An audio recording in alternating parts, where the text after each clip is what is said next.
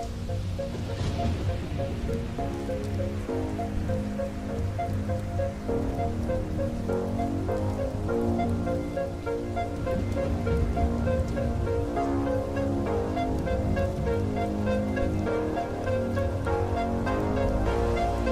out of my hand, but I'm still in control.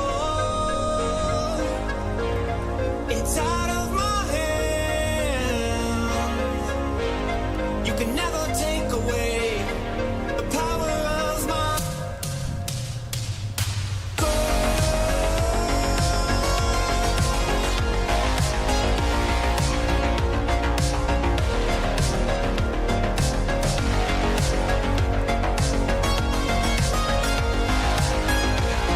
You can never take away my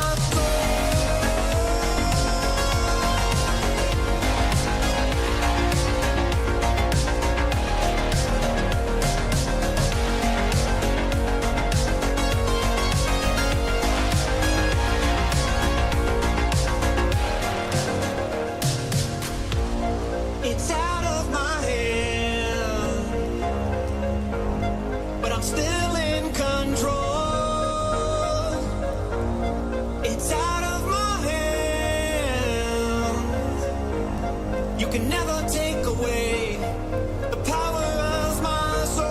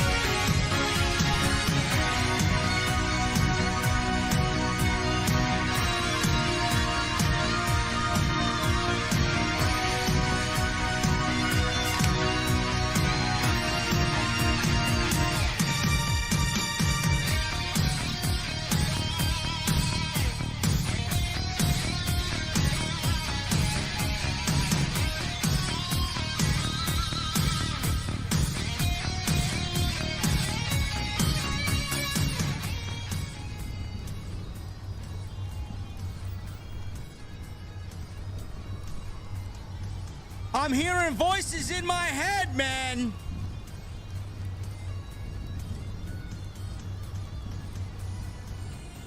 I'm hearing them. Don't get the dark horse. Don't get the dark horse. It's too expensive. You only live once, huh? Monday Night Raw. The Viper. The Apex Predator, pal. Randy Orton's back. Did we see him tonight? Of course we didn't. Randy Orton's not going to show face until Saturday, guys. I don't know why you're even upset about that. There's one very, very, very good reason why Cody told you that the Apex Predator was his fifth man. We got a lot of women's wrestling on this show, man. I don't really appreciate that. But I'll tell you what, man, they all showed up to work tonight, believe it or not. And apparently the CM Punk hysteria is still running wild. As Shinsuke Nakamura apparently said something on social media. I don't know what it is. I don't even think I should really be bothered by it. Who the fuck cares? If CM Punk shows up at Survivor Series, I'll do the Raw after Survivor Series without a fucking hat on.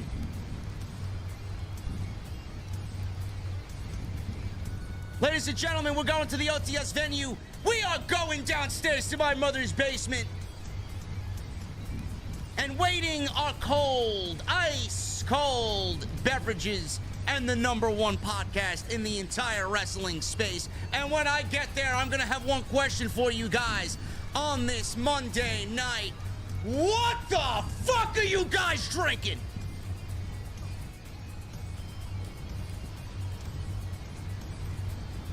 I'll see you over there.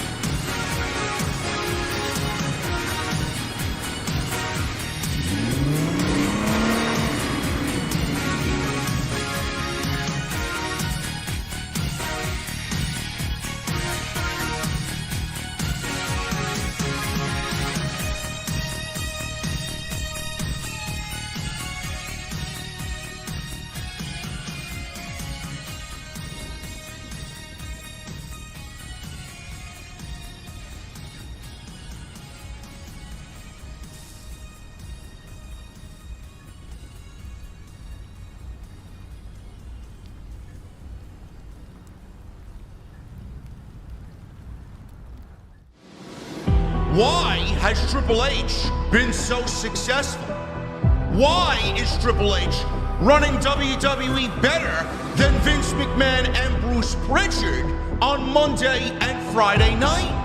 Long-term booking.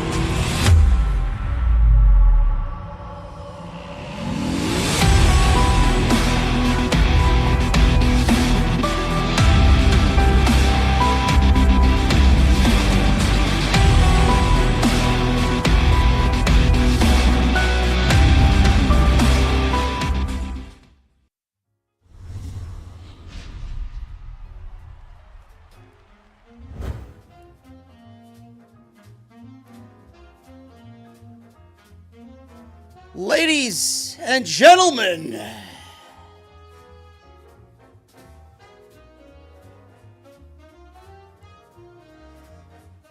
welcome to my mother's basement, man.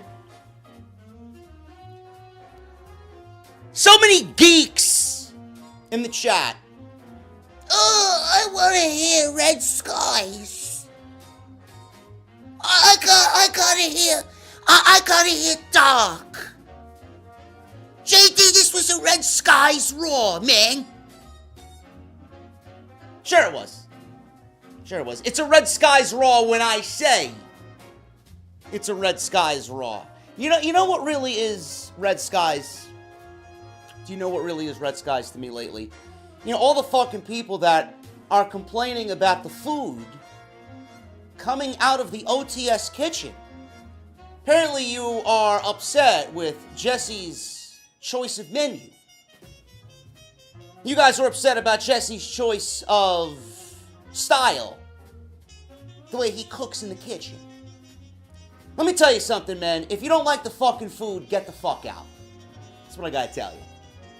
I think the kitchen is in tip-top shape. I think the kitchen is completely operational. If it wasn't, I'd be back there fucking cooking, okay? I don't know how many times this week already, and it's fucking Monday, that I gotta hear people complaining about Jesse's tacos. Really? That they're bland and vanilla and uncharismatic. Give me a fucking break, man. Seriously. If you have a problem with what comes out of the kitchen, then you got a problem with me. And if you got a problem with me, you can get the fuck out, okay? Now, tonight's show is sponsored by The Ridge. The Ridge, I set them up back there somewhere, man. The beautiful blonde who's showing the Ridge wallet off, man, she drinks for free, okay? She drinks for free. Anyway, I don't want to get canceled, okay? Sorry. Go get yourself a Ridge wallet, man. They're 30% off, up to 30% off? Yeah, 30% off.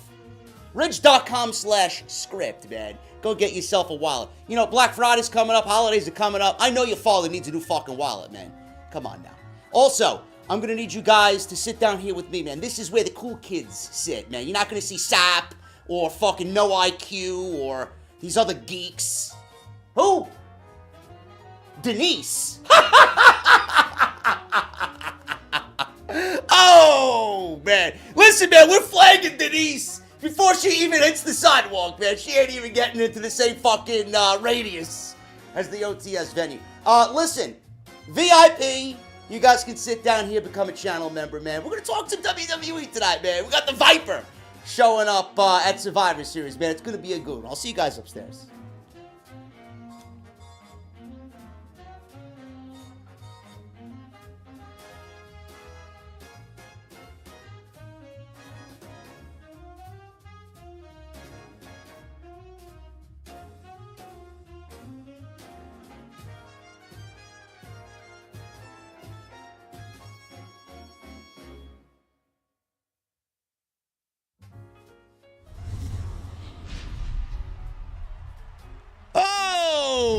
Oh, man, oh, man. Yeah, guys, listen. Listen. Can I ask you a question, please? No. No, you may not ask me a question, okay? Monday Night Raw, man. Let's get into it. Monday Night Raw. I thought tonight was a solid show. And they did basically everything that they needed to do going into Survivor Series for a go-home show.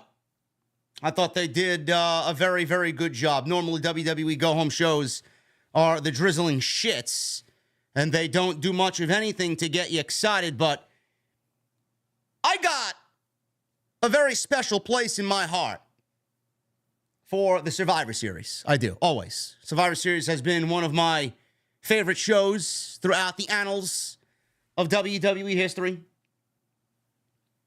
And I've been super excited since Triple H has brought back the War Games stipulation. This is the second year going. If Vince was in charge, we wouldn't be getting War Games this year. Or last year. But I've been excited about the War Games stipulation coming back, and I just think it brings a different element of excitement to the show that we haven't seen in many, many, many years for Survivor Series. Let's start here. Randy Orton. Everybody's excited about Randy Orton coming back. Randy Orton has been out for about a year and a half. I don't know what the man looks like. I don't know what the man has transformed himself into. I don't know how much ring rust Randy Orton is going to have on that. How old is he? 43? 43-year-old physique. I don't know if throwing him into a war game situation after being out for a year and a half with a broken back is the smartest creative decision. But Randy Orton was officially confirmed on Raw as the fifth man for Team Cody at Survivor Series against the Judgment Day. Now, Judgment Day is comprised of Drew McIntyre, Damian Priest, J.D. McFlurry, Finn Balor, and Dominic Mysterio. And on the babyface side, we got Cody Rhodes, Seth Rollins, Sami Zayn, Yeet, Jey Uso, and now Randy Orton. That's one hell of a match. That's one hell of a team. We did not see Randy Orton on Raw. Everybody was like, oh, why didn't we see Randy? Why didn't we see Randy? The crowd wanted Randy. I was waiting for an RKO. The only reason why I tuned into Raw was to see an RKO out of nowhere. You're going to get an RKO out of nowhere on Saturday. You're going to get several RKOs out of nowhere on Saturday when you see Randy Orton for the first time. The reason why Randy Orton was announced tonight, I don't give a shit if he was there or not. WWE had only one thing to do, and that was to announce Randy Orton.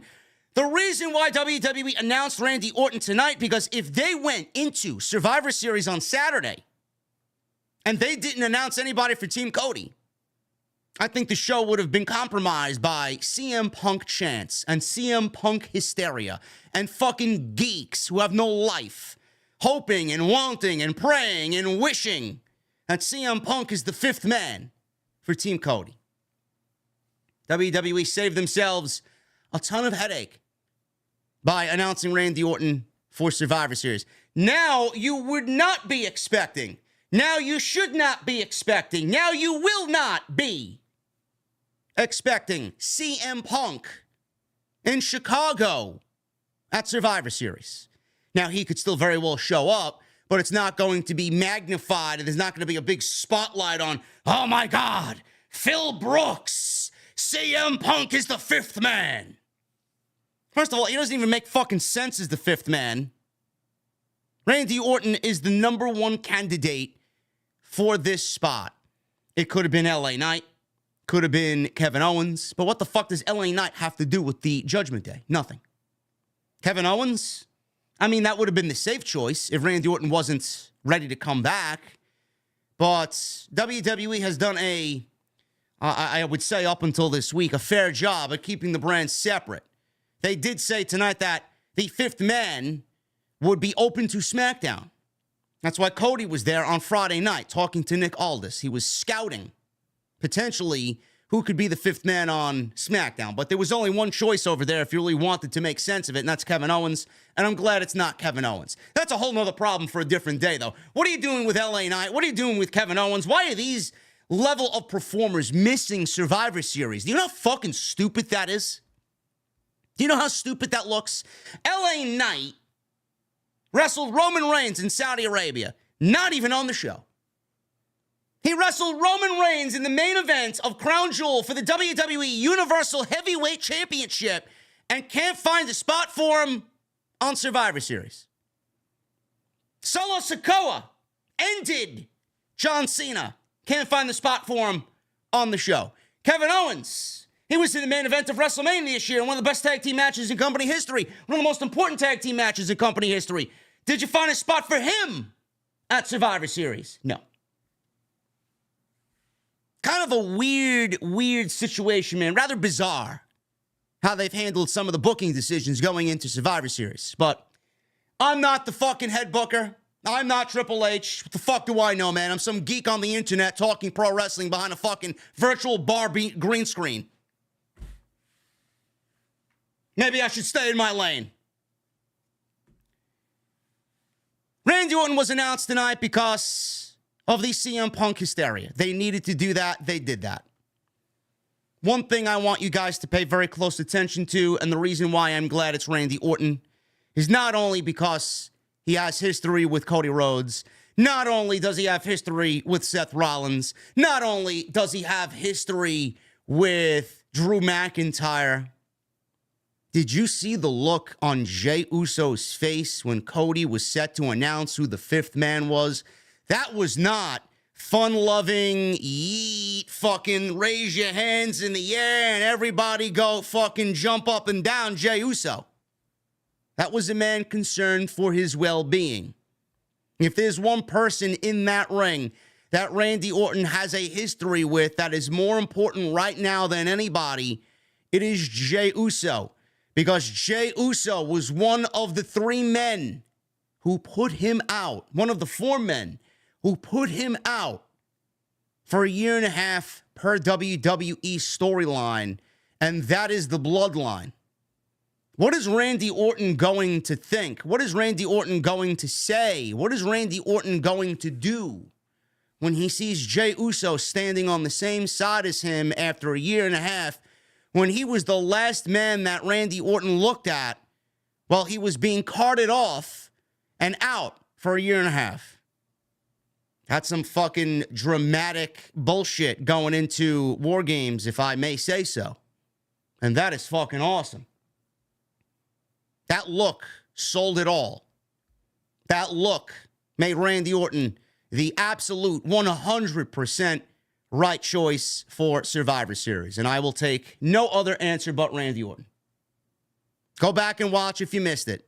He was holding a steel chair and he was not all that pleased with that announcement. That was a look on Jey Uso's face that was downright scared and concerned about what may happen if Randy Orton shows up on Saturday, and now we got that confirmation.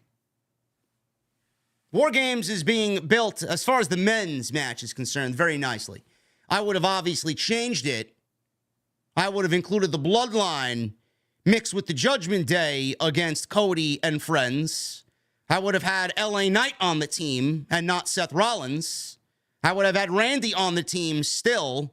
I would not have had Drew McIntyre on the Judgment Day side. I would have had Judgment Day and Bloodline team up against Cody, Sammy, Jay, LA Knight, and Randy Orton. Meanwhile, you move Seth and Drew to another rematch for a World Heavyweight Championship. I think that would have been a better use of LA Knight. Get him on the show. Better use of Seth Rollins. Get the championship defended on the show, where Roman Reigns refuses to work nowadays. After that Drew match with Seth Rollins at Crown Jewel, I don't know why anybody would have a problem with another match between those two guys. But yet, maybe we still get that some point this year. Excellent choice with Randy Orton showing up at Survivor Series on Saturday and being the fifth man for Team Cody. No other better choice than the Viper. Drew McIntyre.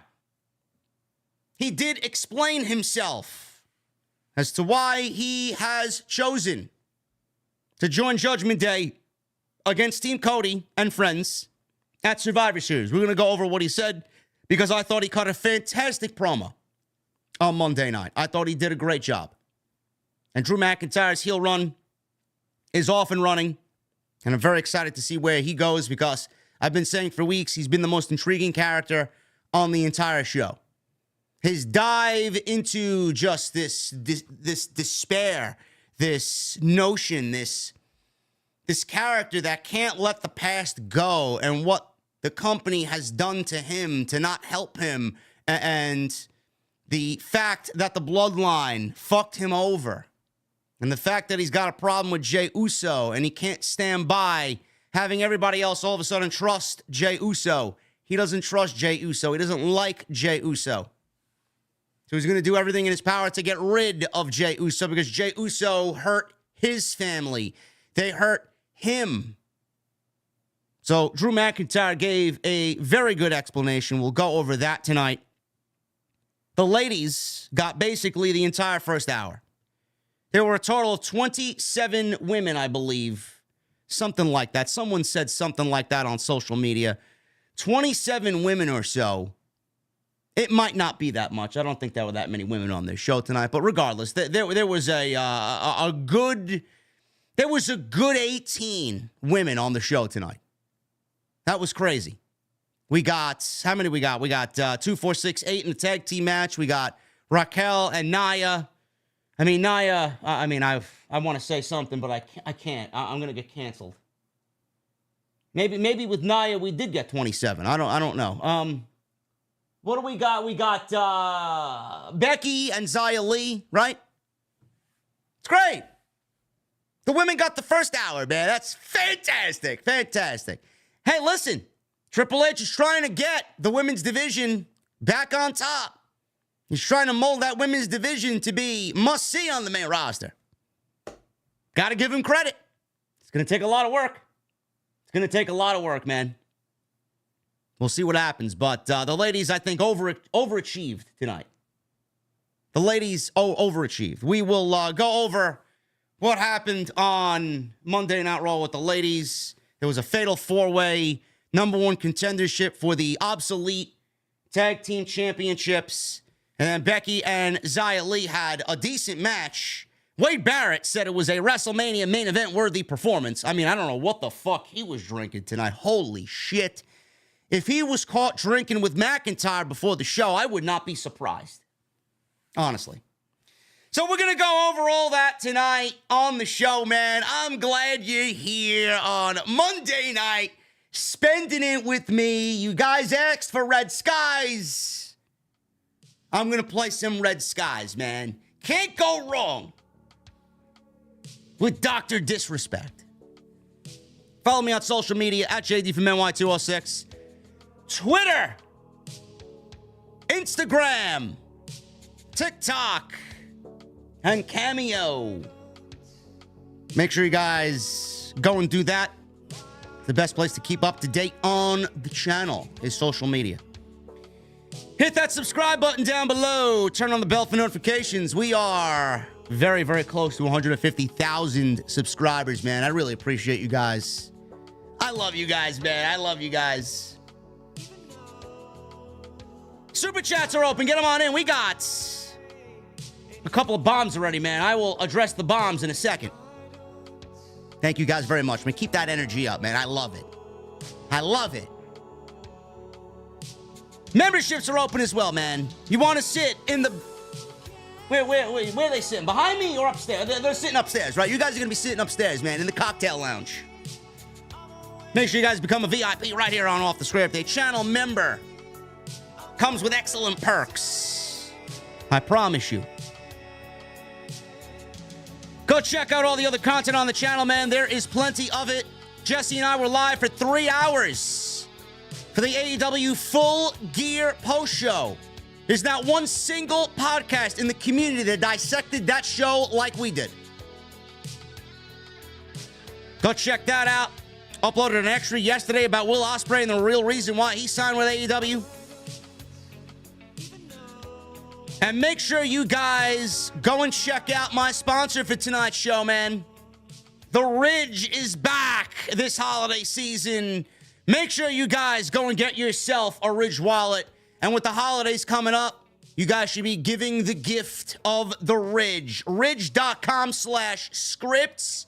Gonna throw it to a word from today's sponsor, and then I'll be back to give you guys all the wrestling you need for tonight's Monday Night Raw right here on OTS. Guys, I am going to be real with you. The holiday season is coming up. It's going to be here before you know it, and I know how stressful it is to shop for that special someone in your life during the Christmas season.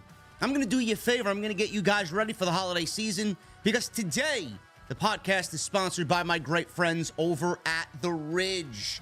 You guys can shop this holiday season by going to ridge.com/scripts and get up to 30% off through December 20th. And today we're going to highlight the Hyper Lime wallet and key case, and you guys see how beautiful the Hyper Lime set is. Now, I've given the Ridge for Christmas before, and it's gone over so well, man. Everybody always compliments my wallet. You guys know how much I love the Ridge. I got one for every season of the entire year.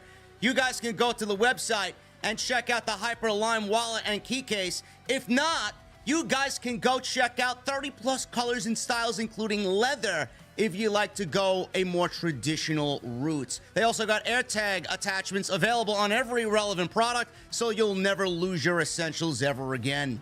Now, I've talked about this one before, guys, and one of my favorite features of the Ridge wallet, it actually expands and holds up to 12 cards plus room for cash while remaining as slim as possible. No more bulky wallets. It's also designed with RFID blocking materials that helps protect you from digital pickpocketers. Ridge key case securely holds 1 to 6 keys and prevents your keys from jingling.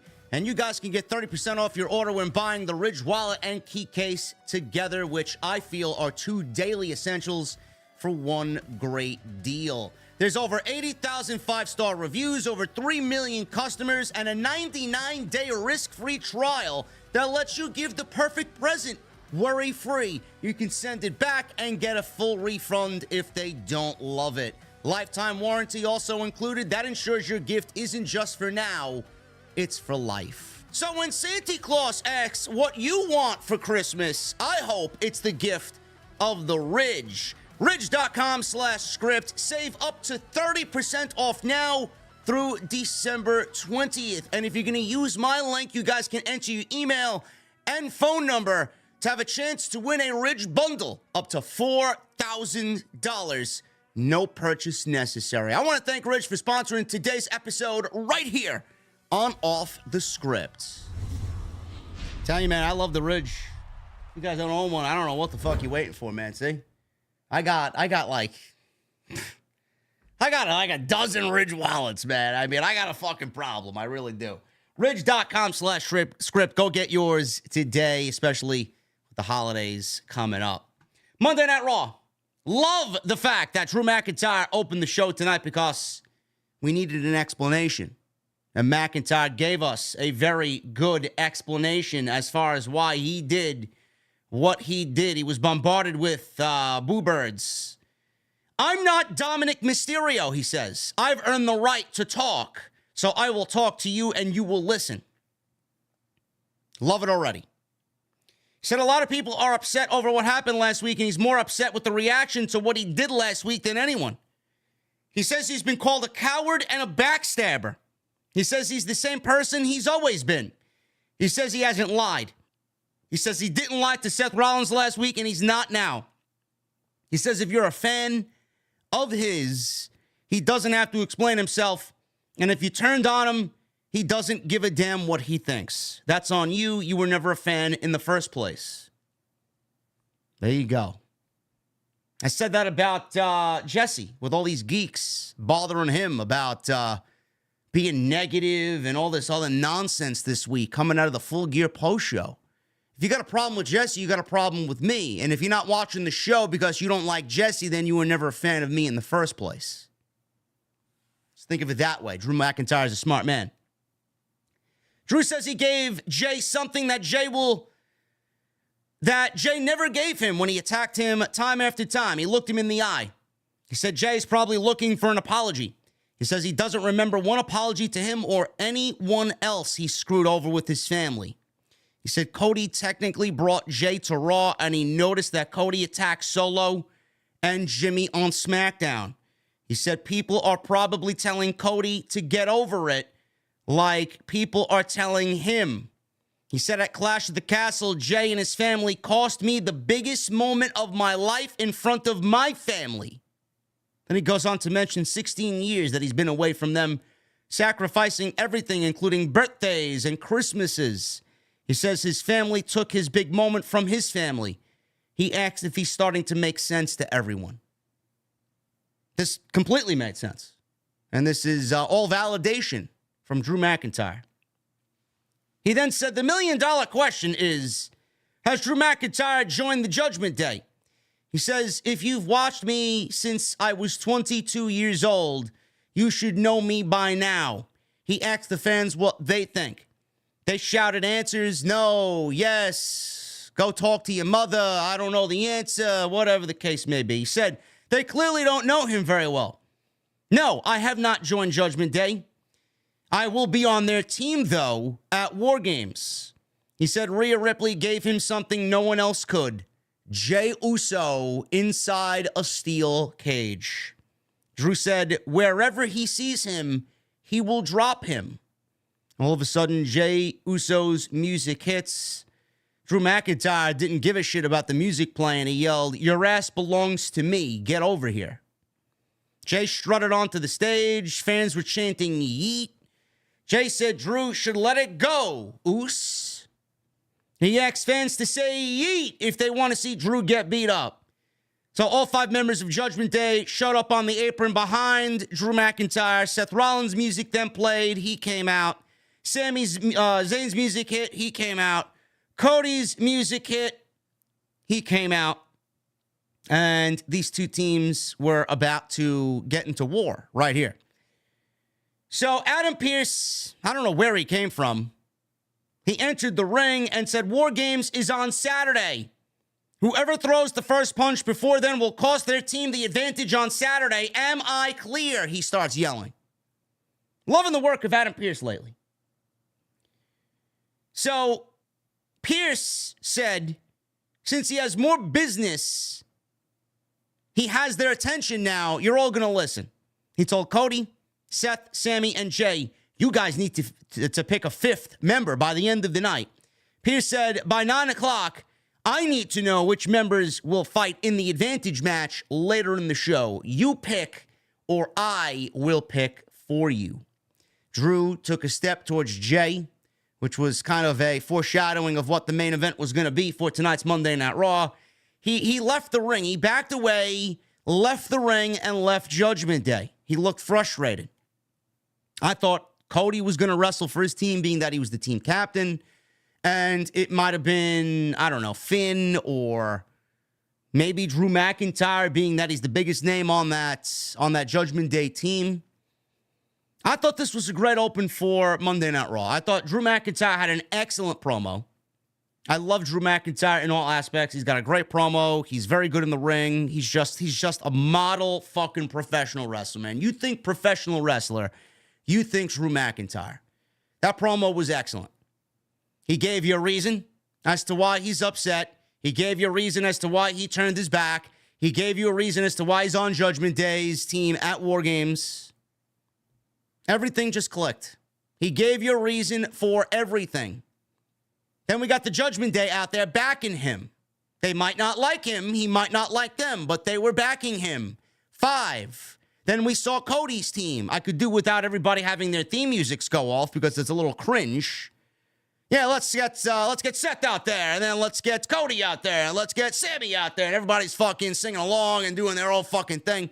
I mean, we don't need all that.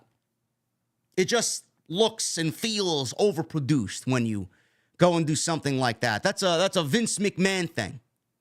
Would love if they move away from that. But we got the baby faces in there. They were clearly down a man. And I love that Adam Pearce said, before we end tonight, I need to know who your 5th is. Great. So we were going to get the answer. We knew that we had to wait for the entire show and wait till the end of the show, but we were going to get who the 5th man was tonight. And I like the sense of urgency, bestowed by Adam Pearce. I need the 5th man, and then by 9 o'clock, because I don't want no bullshit here, I need to know who is on the main event of this show. I need to know who you're picking for the advantage match, and I need to know who Judgment Day is picking for the advantage match, and get the fuck out of my face. I thought this was a very good opening segment. It accomplished everything that you needed. It got all the bases covered. Excellent start to Monday Night Raw. Nia Jax. How this woman has a job, I don't know. Imagine. Nia Jax is employed, but WWE passed on Jay White and Will Ospreay. Go figure. Nia Jax versus Raquel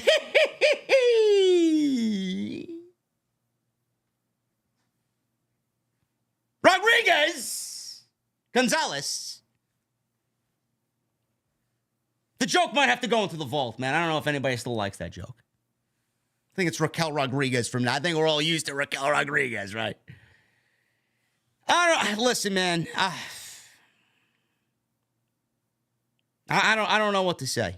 I really don't know what to say. I guess the people in Grand Rapids, Michigan, you know, you like to see two big ladies go at it, and you like to see the smaller of the two try to pick up the larger of the two, and I guess that gets the cheap pop, right? That's what everybody's looking for. Whatever. I didn't really find myself entertained by this. In fact, every time I watch Nia Jax wrestle, she just emits carelessness. She does. There's nothing about her that is intriguing. There's nothing about her that's exciting to watch. She moves around in there like she doesn't even want to be in the ring. Like she's picked up pro wrestling for like a week. That's how she wrestles. She wrestles like she doesn't care to learn or get better, if I make any sense. Now, Raquel Rodriguez, I actually like Raquel Rodriguez. I wish she would tone down the fucking smiling. But I think Raquel Rodriguez has a bright future and a huge upside. Now, I don't particularly find this match interesting, but it was two big ladies going at it, and I guess whatever pops the fucking crowd. So, Rodriguez tackled Jax out of the ring and hit a flying crossbody off the apron, but Jax shoved her into the barricade and drove her spine first into the ring post before we go to commercial break. So we get back from break. Jax is putting on a submission hold on Raquel, hoisted her up, did Raquel, and then she collapsed. She injured her back trying to lift up Nia.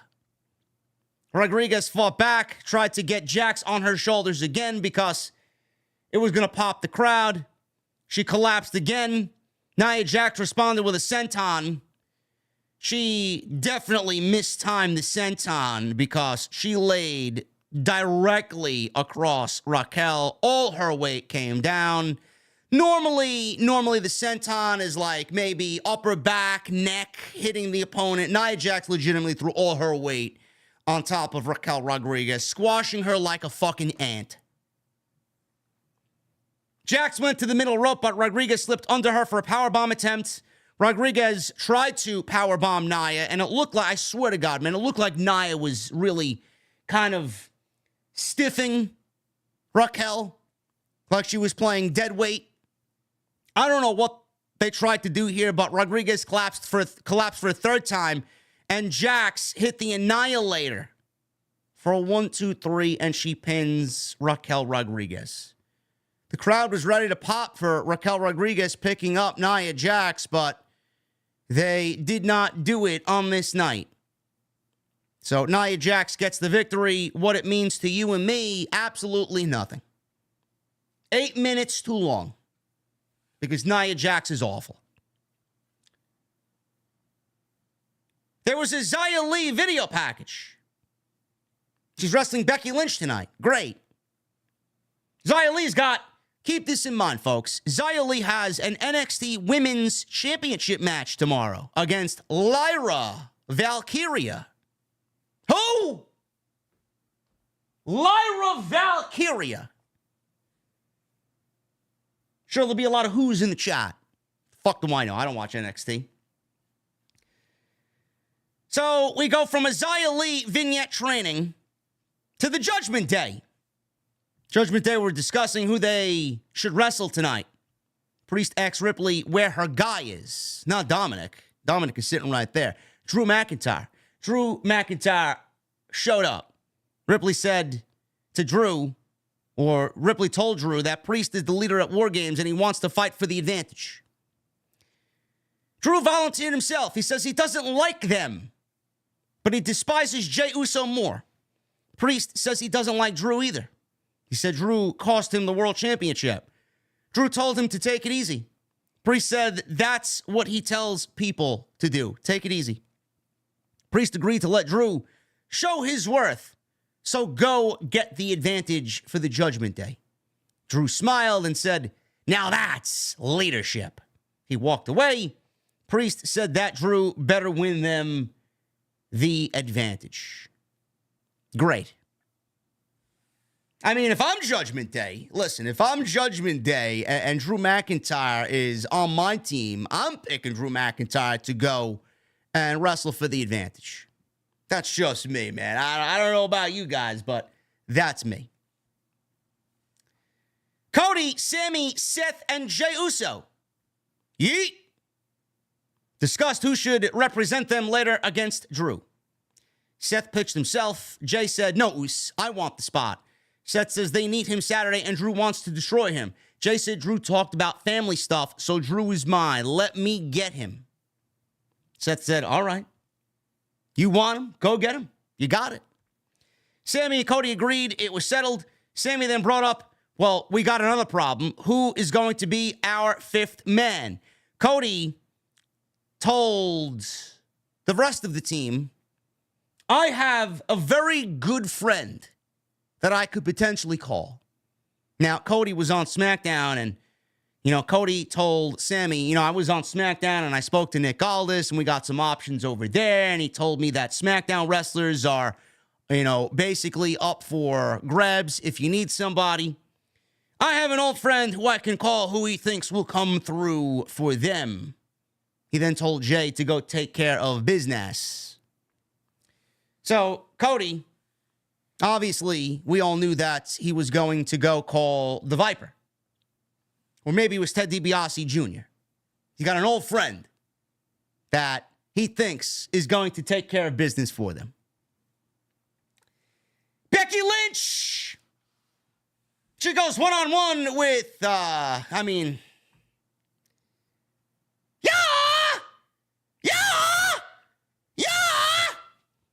Xia Li! Absolutely fucking cringe entrance, man. We got lightning bolts coming down. We got some sparkly graphics going up there. She's, yeah! Whatever, man. Whatever floats creative's boat, I say, huh? Great. Xia Li did her entrance. She entered the ring, and they showed Lyra Valkyria. Who? I don't fucking know. Lyra Valkyria. Another one from Dublin. She's Becky's friend. So they shot her at ringside holding the NXT Women's Championship. She got no reaction because nobody knows who she is. So Xia and Becky, according to Wade Barrett, had a WrestleMania main event worthy match. Now, I don't know what he was drinking. I don't know what was in his Gatorade, or maybe he drank with Michael Cole before Monday Night Raw went on the air. Maybe he had a couple of shots of good old Terramana or something along those lines. I don't know. Whatever's in Cody's fucking tour bus. But no, this was not a main event worthy match, Wade. No. I'm sorry. So Becky Lynch had the early advantage on Xia. The reason why this match is taking place is because Xia has been kind of taunting Becky Lynch over the weeks. She wanted a women's championship match when Becky was holding the NXT Women's Championship, and then Becky lost it to Lyra Who. And now Xia Li is taking her anger out on Becky Lynch. Meanwhile, Xia Li has been a menace on the main roster, knocking out Indy Hartwell and knocking out Tegan Knox, or whoever else. Who does she wrestle? Indy Hartwell and Candice LeRae. She's been kicking ladies in the head. Matches are going like 90 seconds. Whatever. They're trying to build her up as a badass. I get it. So Becky Lynch had the early advantage. Xia caught her with a kick on the apron. And we go to commercial break. Now, we come back from break, and Xia Li supposedly was completely in control here over Becky Lynch. Becky Lynch tried to fight back, hit an exploder suplex for a 2 count. Becky Lynch then applied an armbar, but Xia counted into a cradle for a 2 count. Xia followed up with an airplane spin that looked sloppy as fuck for a 2 count. Lynch responded later with a middle rope superplex for 2. Lee hit her knockout kick, and Becky Lynch tried to fall out of the ring, but she failed, and Xia had to come over and shove her out of the ring. So Becky Lynch seemed a little loopy here. She looked a little out of it. Referee asked if she wanted to continue. Obviously, she continued. Xia tried the kick again, but Lynch ducked and posted her against the turnbuckle. They both made it back into the ring at a 9 count, and Lynch hit a manhandle slam for the 1, 2, 3. The crowd was into the win. They popped for Becky Lynch winning here, and the match went about 13 minutes or so. I thought Xia looked pretty decent in there. I expected a lot worse. This was easily, by far and away, Xia Li's most important match. And I honestly think that with this match, Xia Li has earned more TV time. This was a test. Absolutely. This was a huge test for Xia Li, and she passed.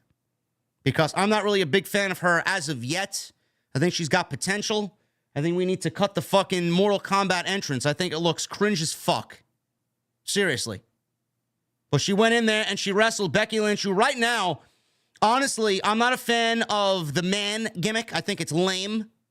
But I think Becky right now is doing probably the best work of her entire year. Honestly. And I've been hard on Becky, and I've been kind of anti-Becky. You know, some of the decisions that are made with Becky, I find to be repulsive and just disgusting. Honestly, they pander and just... It's so sad. It really is. But I think the work that she's been putting in, working with NXT, working with these women on the main roster, trying to give them a ring and a spotlight, and then working with Tiffany Stratton, I think right now, in the last 3 to 4 months, Becky's probably turned out the best work of her year. So this was definitely a success, if you want to look at it from a Xia Li perspective. Now, I do have to question. It is rather bizarre. Like, does Becky need the win? Honestly. Let's ask ourselves that. Does Becky need the win? No.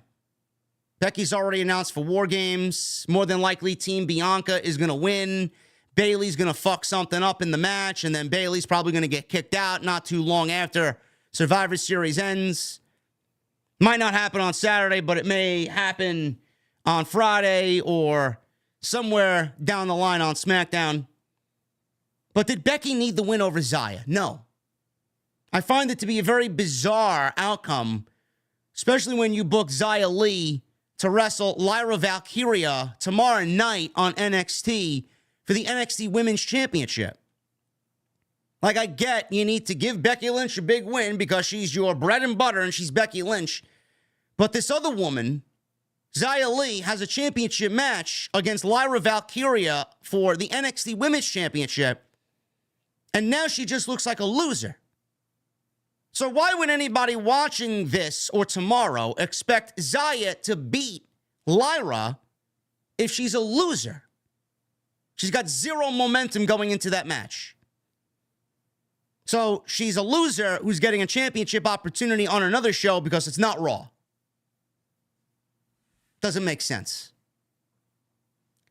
After the match, Damage Control marched down through the crowd and they were attacked by Charlotte Flair, Bianca Belair, and Shotzi. Io, Bayley, and Asuka, along with Kairi, backed away from the brawl, but the brawl broke out again, and officials tried to separate both of these teams. I don't know why we needed this here. Like, why did we need this here? You do realize that they are on SmackDown, and we have one more SmackDown before War Games. I don't know why this couldn't happen on Friday. We'll probably end up getting it again on Friday, and it'll just be a repeat of what we saw on Monday. Ludwig Kaiser. NXT is taped? Fuck if I know. I don't watch it. Ludwig Kaiser was annoyed with Giovanni Vinci. I don't really get this back and forth between Kaiser and Giovanni Vinci. I don't know what's going on here. Vinci approached him, asked him if he was ready for his match against Johnny Gargano. Kaiser said he didn't appreciate how he tried to get on Gunther's good side last week. Vinci says he's going to do what's best for Imperium. Kaiser said Kaiser said to Gunther that Vinci is his responsibility. So what he says goes. He told Vinci to stay in the back and let him take care of Johnny Gargano all by himself. Great. You go beat Johnny Gargano, bro. You go show Gunther. So we get Ludwig Kaiser versus Johnny Gargano. Johnny Gargano's out there with Tommaso Ciampa. Gargano was already in the ring, so he didn't even get an entrance. Maybe it's for the best. That theme music sucks. So Gargano got an entrance. Kaiser, he got his entrance. I don't know what it is with the mix mash of Imperium theme that they got Kaiser coming out to. It sounds awful. Just terrible theme musics. None of them have any identity. And there's a rumor going around that Monday Night Raw may be getting a new theme. I don't know what the current theme is, but whatever the fuck it is, it sucks. I would really appreciate we get away from the hip-hop style and we go a little bit more rock or heavy metal or something for Monday Night Raw. Because when I think of pro wrestling, I think of hard-hitting and I think of manly music. Balls-to-the-wall music. We haven't had a good theme song for Monday Night Raw since fucking Shinedown and Papa Roach. Those were great songs. Let's try and go back to that. The pinnacle of Monday Night Raw theme songs was Anthrax. Thorn in Your Eye, man. See, that's back in my day. Some of you youngins won't really appreciate that.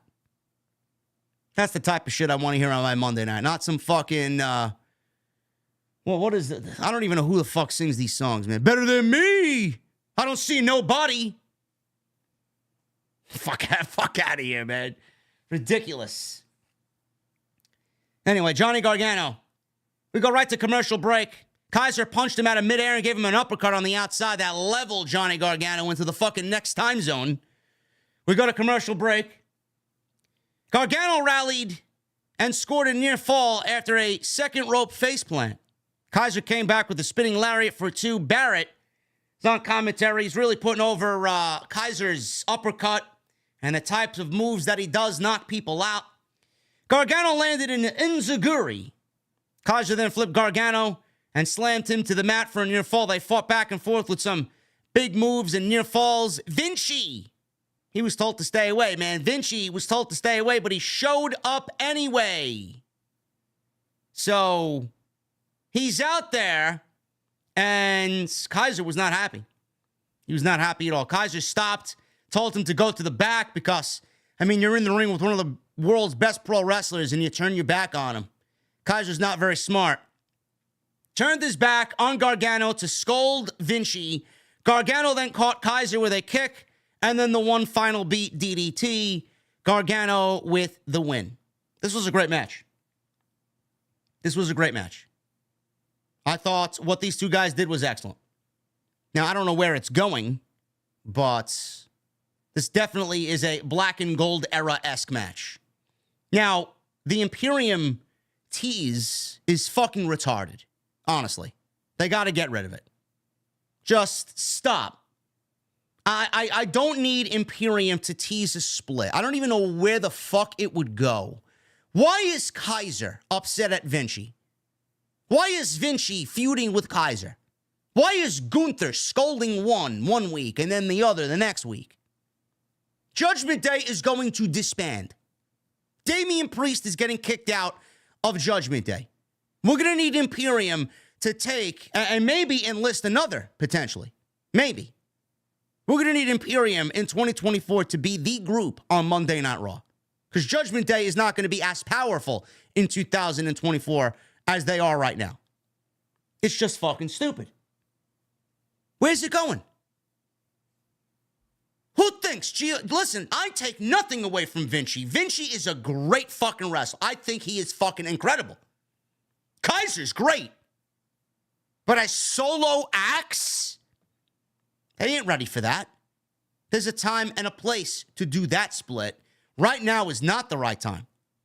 They are the perfect example of keeping them together because they are better together. You separate them, they both become weak. They are both weaker away from each other. They are both weaker away from Gunther. They all complement each other. I mean, you could not ask for a more perfect group of individuals to pair together for a stable. Like, what are we doing?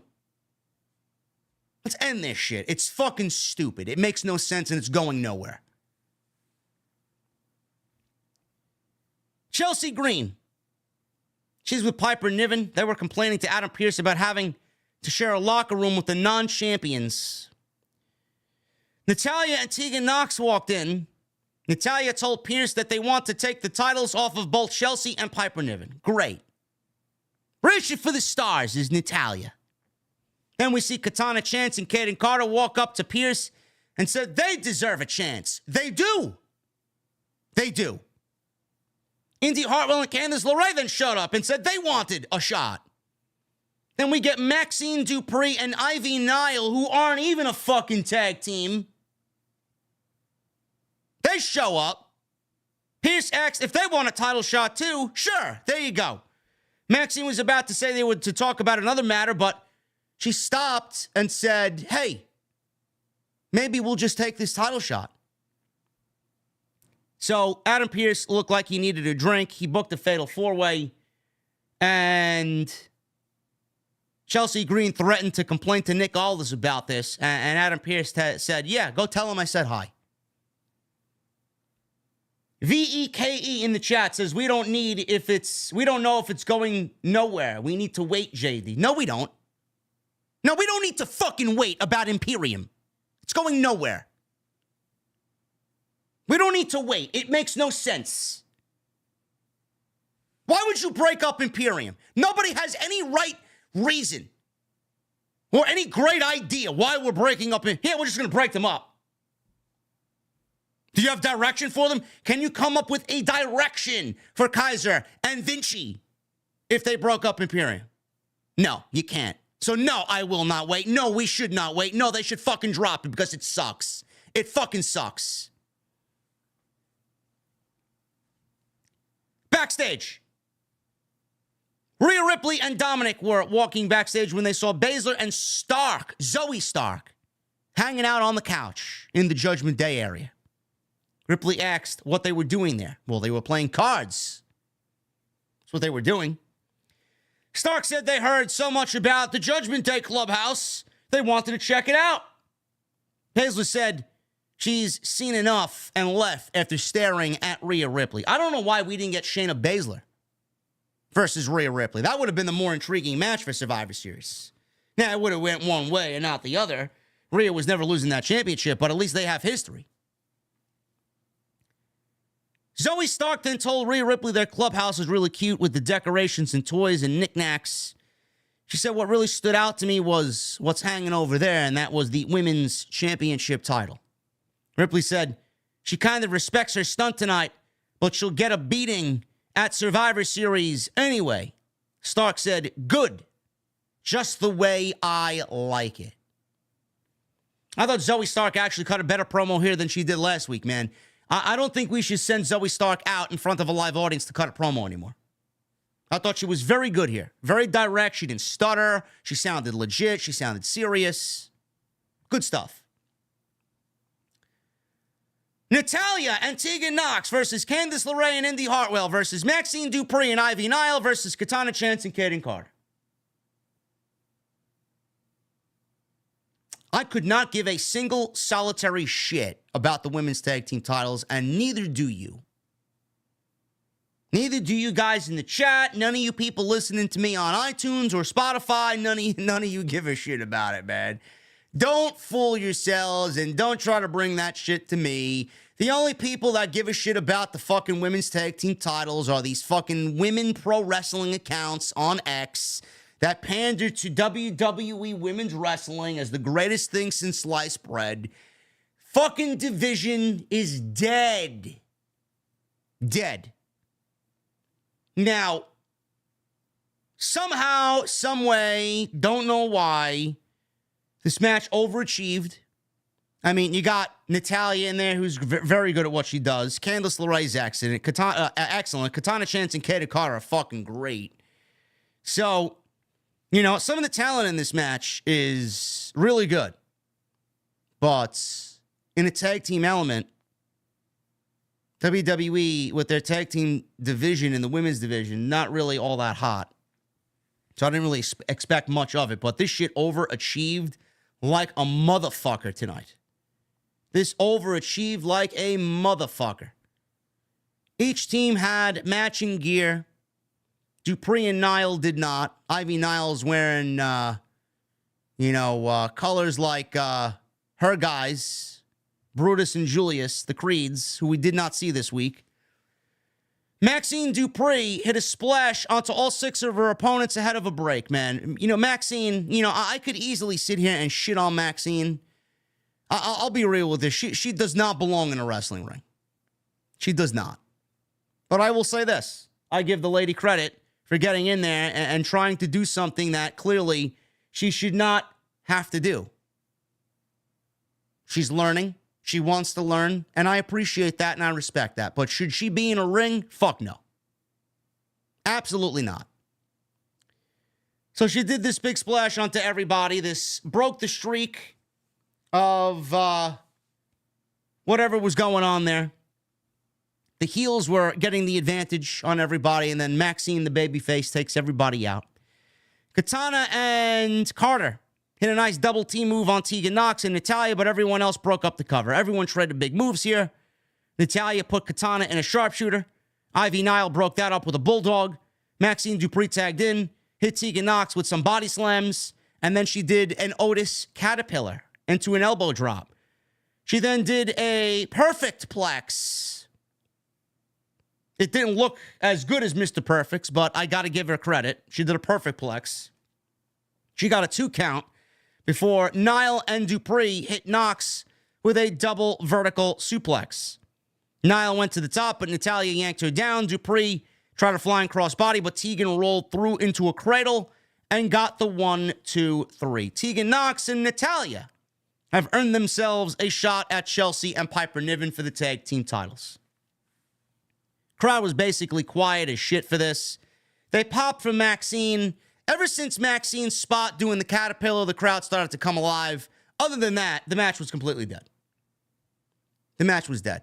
And I have to say this. Why are we shafting Kaden Carter and Katana Chance? Honestly. Like, what are we doing?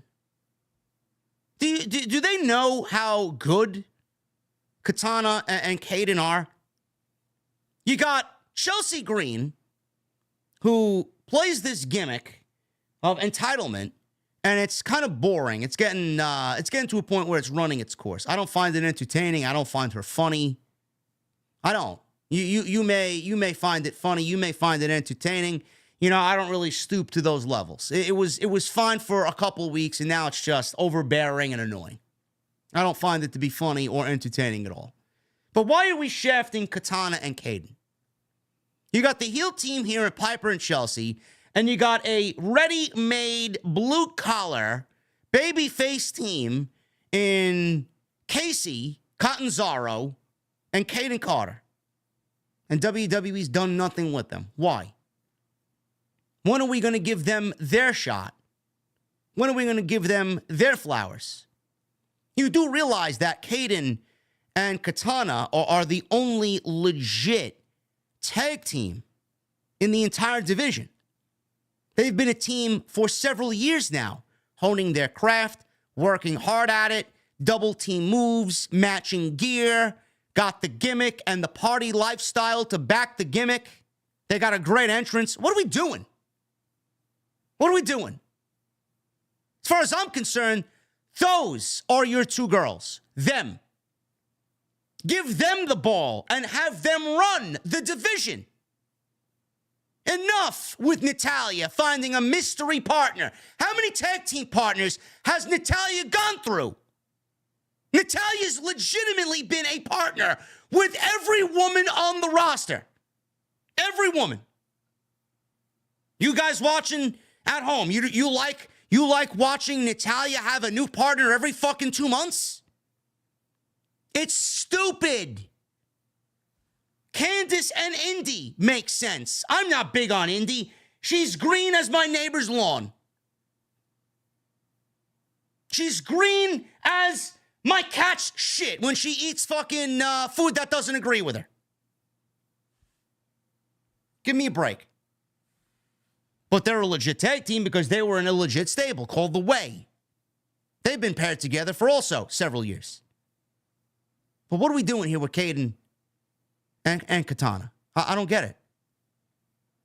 Maybe they're waiting for the right opportunity, but right now is the right opportunity. There will never be a right opportunity because this division sucks. There are no teams. Your titles are dead. You might as well put them on a babyface team and help them get them over. Let's start getting behind Katana and Caden. Those are your girls for the tag team titles, not these other fucking rando teams thrown together.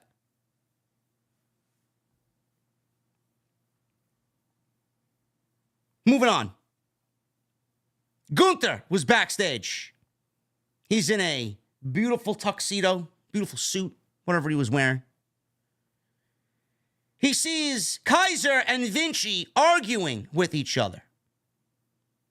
So he approached them. Kaiser told Gunther, he told Vinci to stay away. He says he would have defeated Gargano easily. Gunther told Kaiser to stay quiet. He said he was disappointed in him by not holding up the prestige of the group. He says he thinks he put the wrong person in charge. He told Vinci he's in charge now. Kaiser was displeased. Okay. Again, I don't know where it's going, nor do I fucking care. Stop the tease. It's stupid. Miz and Gunther, they were about to have a face-to-face out in the ring. But first we go backstage, and Adam Pearce is in the middle of all these tag teams arguing backstage. New Day said they want a chance to earn a tag team title match. Adam Pearce says, aren't you guys like 13-time champions? Pearce says, well, I can't do it tonight. We could do it next week. Everyone yelled. Everyone wanted in. And we had Indus Sher there. We had, who else was there? New Day was there. The Alpha Academy was there. So then we get Tozawa, who is in this workout gear. He's got a sweatband on, and he's got a Detroit Lions replica belt. Man, they're really shilling those fucking NFL custom titles, huh? And Tozawa is the fucking geek who's the spokesman for these titles. Every week, no matter what city they're in. Chicago, I'm sure they'll have him come out with the fucking Chicago Bears title. You know, Triple H wants to make it seem like WWE is a safe space for foreign talent to come and work. There was a report today that Triple H is very upset with the rumors and the innuendo that WWE is not a safe place for Japanese and Mexican performers to come and work. He wants to change that ideology. Why don't you go fucking talk to your father-in-law who fucked the goddamn system up? Does he realize that it's all Vince McMahon's fault? Does he realize it's all Bruce Pritchard's fault? Does he realize it's fucking John Laurinaitis? Laryngitis! That man single-handedly ruined not only that, but the women's division on top of it. A fucking cancer is Laurinaitis. Those are the men to blame. Now he takes it as a personal attack. Your father-in-law fucked it up, Paul. Yeah, you got Tozawa out there gyrating like a fucking idiot with the goddamn custom Lions title in workout gear. He's portraying Richard Simmons. That's what you got him doing. Yeah, you want Okada to come to WWE. Sure thing. Sure thing. Yeah, you want some Mexican lucha libre performers of a high level to come to WWE. Sure thing. Sure thing. A Dragon Lee match or 3 on SmackDown is not going to be enough. Pushing Shinsuke Nakamura as a legit killer because he lost twice in a row to Seth Rollins for the world title having him beat a Gable and an Otis and Tozawa. Yeah, I'm sure that's really going to interest Okada to come to the WWE. Sure thing. Give me a break. You really want to make it a safe space for the Japanese performer to come? How about we start getting Tozawa to be Akira Tozawa, because Akira Tozawa is actually a fucking great professional wrestler.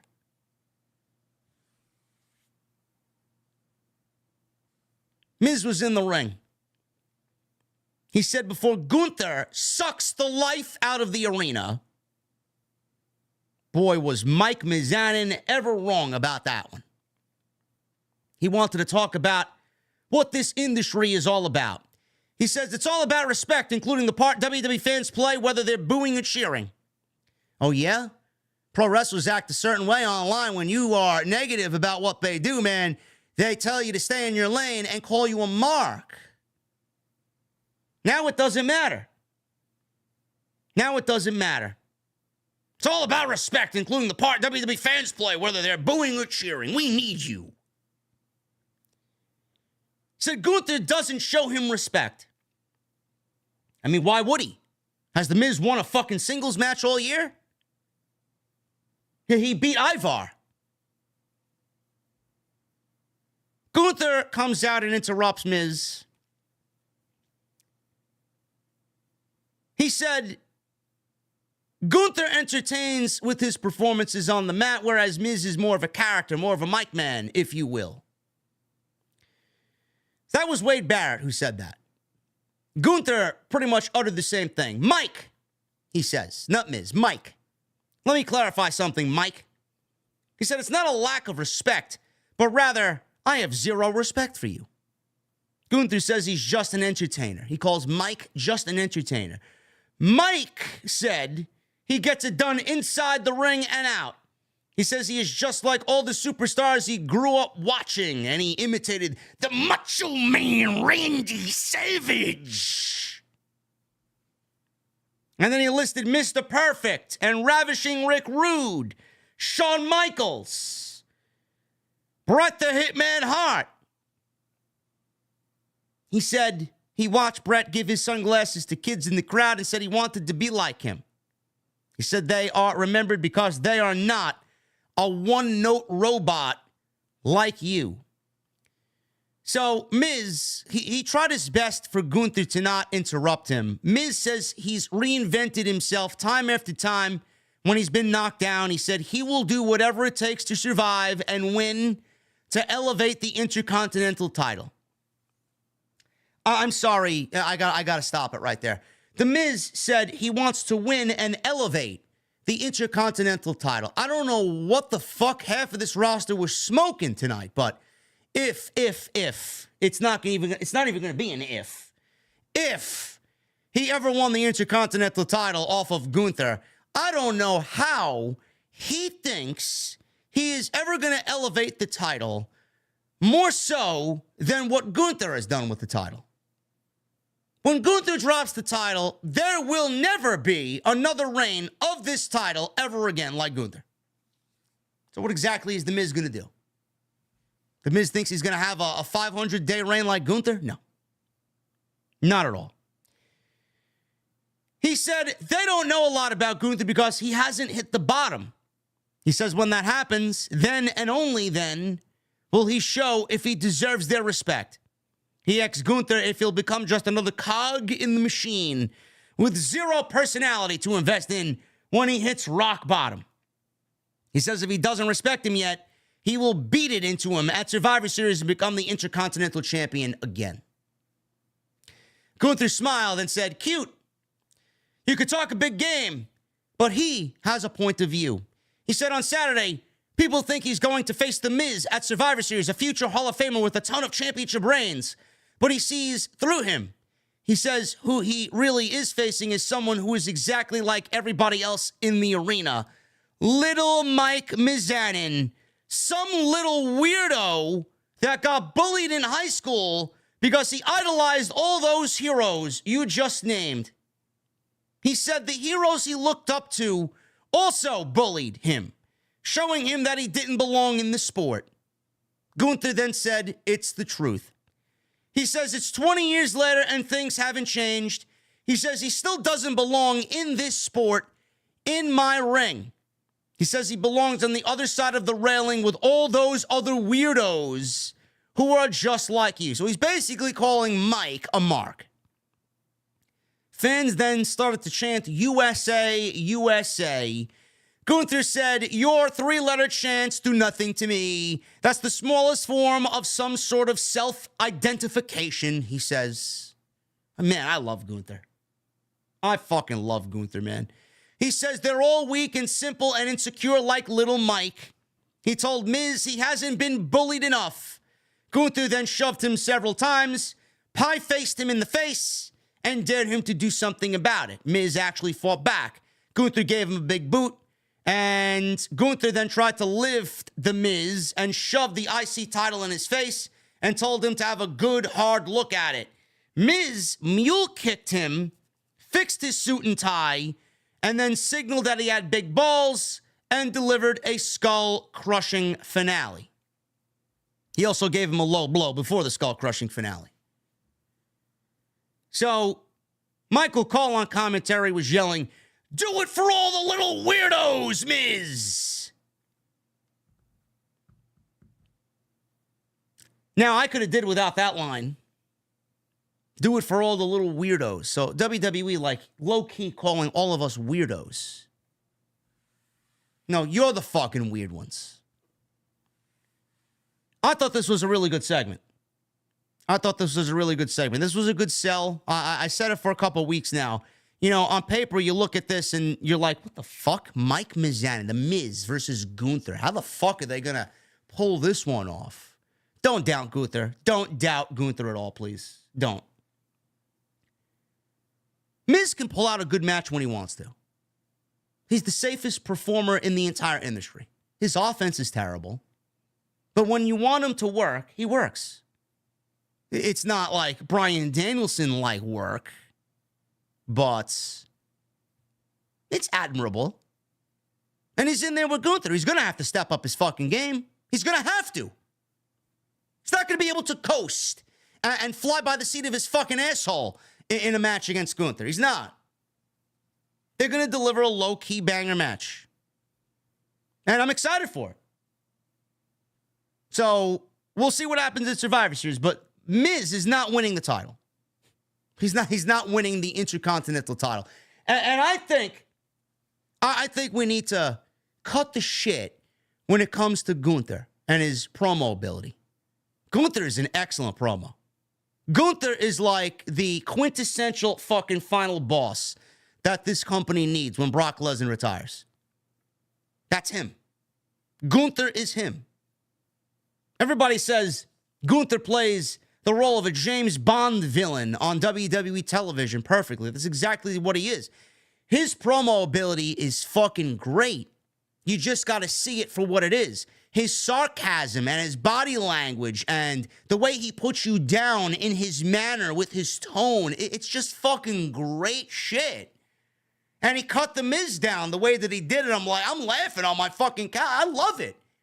I think it's fantastic shit.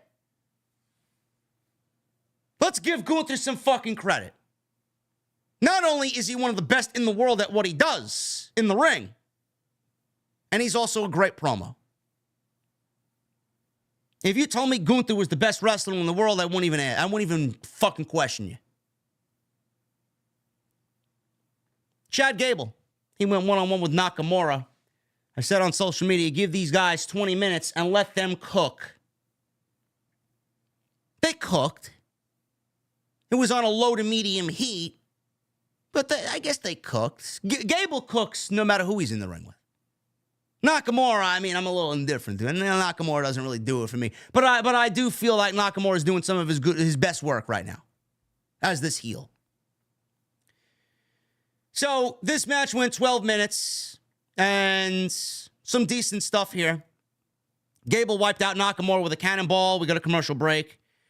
And we come back from break. We actually were shown how Nakamura took advantage of the match during the commercial break with a split screen replay. They should do that more often. Because most of the time, one guy is in control before the break, and then the other guy is in control. It's like, how the fuck did the tide of the match swing to the other guy's favor? I don't know. So Nakamura had the edge until Gable came back with some strikes and a neck breaker for a 2 count. Nakamura then came back with a kick, German suplex, a flying knee for 2. Gable hit a big DDT and then a big diving headbutt off the top rope. Gable hit a stalling German suplex, Chaos Theory. Dragon suplex by Gable. Gable went for the moonsault, but Nakamura got his feet up and followed with a reverse exploder. Gable countered a Kinshasa into an ankle lock, but Nakamura rolled out. Nakamura tried to shove Gable into an exposed turnbuckle, but Gable managed to hold up and avoid it. However, him doing that led to Nakamura rolling him up for the 1-2-3, and Nakamura beats Gable. So he's beaten all of Alpha Academy. He's beaten all of Alpha Academy. And some of you guys in the chat before the stream actually started said something about Shinsuke Nakamura and what he said on Twitter, apparently. Did he say something on Twitter that I don't know of? Trying to find his Twitter page.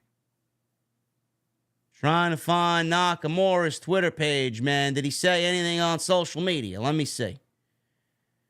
Shinsuke Nakamura. There he is. Did he say anything? I can't see. Where the fuck is his Twitter page? Did he say anything on X? No. He says he's losing patience or something like that. What you guys were saying something. What did he say? Was it something after the show? WWE posted it. I don't know, man. Apparently he's losing patience, and the time is now. Who's he talking about? Clearly, it's not Randy Orton. Who's he talking about? Do you guys genuinely think WWE is bringing in Phil Brooks to wrestle Shinsuke Nakamura? Did WWE go out and open their own forbidden door with Shinsuke Nakamura wrestling Kazuchika Okada at Survivor Series? I don't know. It's kind of lame if Punk comes in and wrestles Nakamura. It's on WWE's IG. Oh, well, I'm not going to Instagram. Fuck it. He's losing patience, is the gist of what I'm saying. He's losing patience. It has to be CM Punk. He said, "You're close." Well, why didn't they do that on Monday Night Raw tonight? Why didn't they have him say that on Raw? I guess they didn't want anybody to spark speculation that he's talking about CM Punk. Judgment Day approached McIntyre in the back. McIntyre says he didn't want Judgment Day at ringside. I'm going to take care of this myself. Priest says they weren't offering. McIntyre was glad that they weren't offering. Good. And then he left. We got a video of Ivar with Valhalla, which I thought was very good. He talked about challenging Bronson Reed for a match next week on Raw. 2 meaty men going at it. Great. Bronson Reed aired a soundbite asking Ivar if he had the audacity to challenge him. He says he's not a true warrior and that he's a Viking cosplayer. He says he accepts his challenge for a match next week, but he won't survive the tsunami. I don't think anybody survives the tsunami. The tsunami is the new RKO. The tsunami is the new end of days. Nobody should kick out of it. Nobody. Backstage, Sami Zayn and Seth Rollins gave a pep talk to Jey Uso. Jey left. Cody stepped up and asked if he had any luck with a 5th member. Sami said he reached out to someone and it won't work out. Cody said the person he called picked up and he's in. Seth and Sami looked thrilled. Cole asked, "Who is he?" We'll find out before the end of the night. I think everybody kind of knew who it was at this point in the show. Jey Uso. He went one-on-one with Drew McIntyre. This is the War Games advantage. This was a very good wrestling match. Very good wrestling match. Judgment Day is now going to earn the War Games advantage. As they should. The heels always get the advantage. That's just the way it works in War Games. McIntyre was in control. We go to commercial break. Jay started to come back, but McIntyre threw him over the announce desk. We go to a second commercial break. Jay avoided a McIntyre charge, and McIntyre flew into the ring post. Jay hammered away, and every punch that he threw at McIntyre, the crowd did yeet, yeet, and hit a Samoan drop for a 2 count. McIntyre countered a clothesline into a neck breaker. McIntyre went for Claymore, but Jay hit a super kick, which looked great. That was a great looking spot for a near fall. Jay went up top. McIntyre crotched him, hit a future shock DDT for the 1, 2, 3, and that was basically it. McIntyre gets the advantage.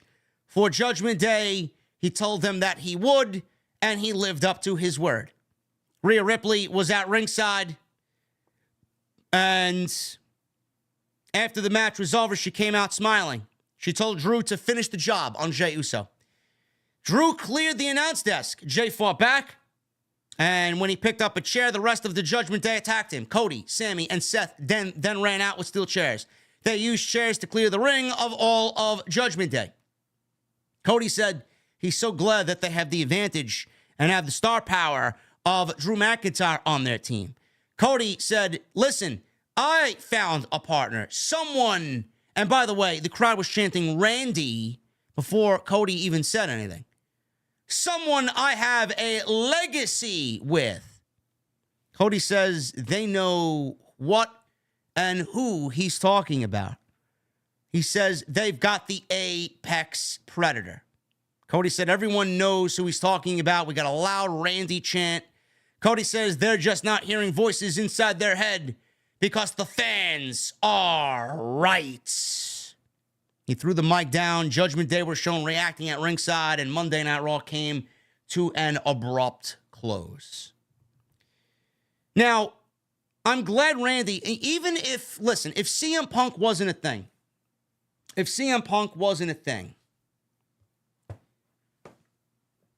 I'm glad that they announced Randy Orton this way tonight. If he wasn't a thing, I would have done the same thing. Seriously. And the reason why I say that is because I just think a different way. You know, I have an old school way of thinking. You save it. Like, announce Randy, and I'm glad you didn't see Randy come out and fucking start throwing RKOs to everybody. Because that's what you're paying for. That's what the fans are paying for. That's what you're going to watch Survivor Series for. Not only that, it's going to be a great match. But if you sent Randy Orton out there and his theme music hit, which is probably going to be a newer version, Rev Theory, I think, did a new version of Randy Orton's theme song. If you sent him out there and the theme song hit for the first time in 18 or so months, why are you going to waste that pop on Monday Night Raw and then not do it at Survivor Series for the first time? Do you know what I mean? There's a time and a place to do everything. So even if CM Punk wasn't a thing, and they went into it with the mystery partner still not revealed, right? And they didn't unveil him, and the crowd was going to hijack the show. CM Punk. Even if CM Punk wasn't a fucking option here, I still would have done the same thing here tonight that WWE did, because that pop, that theme, should be played first at Survivor Series. To see Randy Orton tonight would have taken that moment away from Survivor Series, and that's just a bad creative move. It really is. Randy Orton was announced tonight because of the whole CM Punk hysteria. That's why they announced him. If WWE went into Survivor Series with the fifth man not being announced, show might have been hijacked. CM Punk. You might have been putting expectations on the crowd that were kind of unrealistic. It might have taken away from everybody else. It might have taken away from the storyline to make it about one guy. You don't want to do that. You don't want to do that. So I'm glad that they made it about Randy Orton announced. He's the fifth man. You're going to see him at Survivor Series, and goodbye. I thought what they did tonight was the right choice. I thought the Judgment Day and Team Cody stuff was excellent. I thought Gunther and The Miz was great stuff. There was some great wrestling on tonight's show. We had Gargano and Kaiser. We had Nakamura and Gable. The ladies turned it up. Becky and Xia Li. It wasn't a bad show at all. And I'm very excited about Survivor Series. Very much looking forward to War Games. Thank you guys very much for all of your support, man. You guys are great. We had 2,500 in here tonight for the Monday Night Raw post show. If you guys want to hang around, I'd love to have you. Get those super chats in. We are going to hang out for last call here inside the beautiful OTS venue. Make sure you guys hit that thumbs up, man. We got 782 likes. I'd love if we get to 1,000. I know we can get to 1,000. We got 2,500 in here, man. There should be no reason why 1,000 is not attainable. Helps me out in the algorithm, man. I don't even ask you if anything. Just hit the thumbs up. Were you not entertained? Hit that subscribe button down below. We are dangerously, and I mean dangerously close to 150,000 subscribers. Go check out all the other content on the channel. There is plenty of it. And more to come tomorrow. My guy Andrew Baydala and myself. Oh, man, we got a lot to say about what happened this weekend at AEW Full Gear. We got a lot to talk about as far as Randy Orton.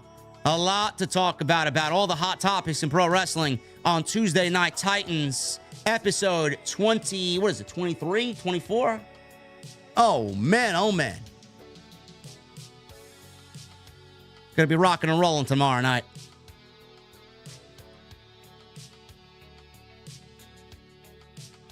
Also, go check out the content on the second channel, man. If you guys don't know, I have a second YouTube channel, man. I just upload random shit over there. Right now, we're in the Pokemon card phase. Opening up packs, making it entertaining. I'm gonna be bringing some Call of Duty over there when I get some time. Some good stuff. Go check that out. Link is down in the description. Go and hit that subscribe button, man. We are on our way to 7,000 subscribers on that channel. And go and check out my sponsor for tonight's show, man, The Ridge. Honestly, it's the best wallet I've ever owned, man. I will never own another wallet in my entire life. The Ridge. Get yours today. Use that code SCRIPT. Ridge.com/scripts. Code SCRIPT. And you guys are going to get up to 30% off. It's a great deal. With Christmas coming up, man, Black Friday and the holidays coming up, that is an unbelievable deal. Go get that and take care of your family, your dad, your grandpa, yourself, your brother, friend. Ridge is where it's at, man. Go and get yours today. Let's get into these super chats, guys. Michael Bertoni starts us off tonight. $10 super chat. Can you see the same ending at WrestleMania 40 when Solo spiked Cody, then got speared, but instead kick out at 1? Also, the new Call of Duty is absolute garbage. So glad I refunded that hot mess. Fuck Activision.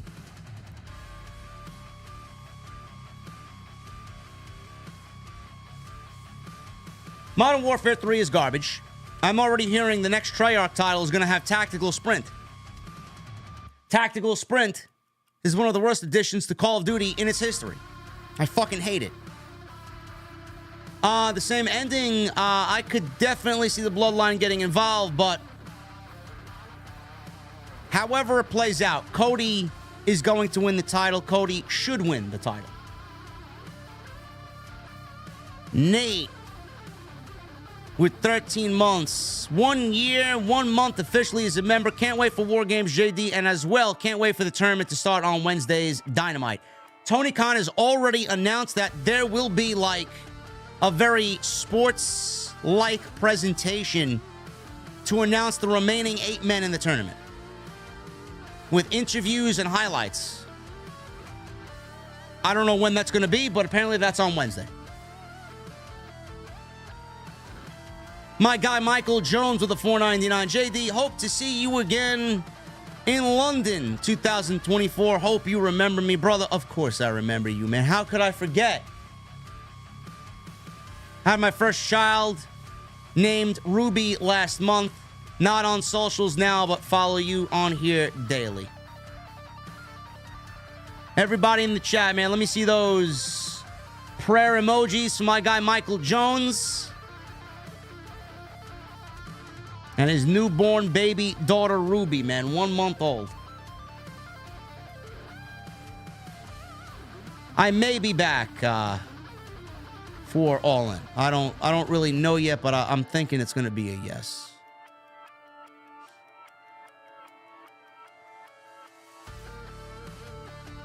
Big Country 1990 with a 199. Bet Punk comes now that WWE didn't sign Will. Well, it's a possibility.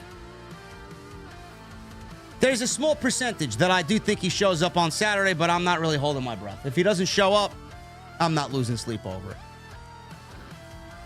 Ali with a 499. Hey, JD, as an OTS member, can you do your impression of Xia Li? I already did it once tonight, brother. I did it once tonight. I wasn't even going to do it, but I ended up doing it anyway. My guy D Bastardo with a $50 super chat. Hey, JD, over the last few years, I'd play some of your classic rants to my mom, and you always made her laugh. Since my dad passed away a couple of years ago, I moved in and took care of my mom, and now my mom has passed. Thank you for what you do. Love you, brother.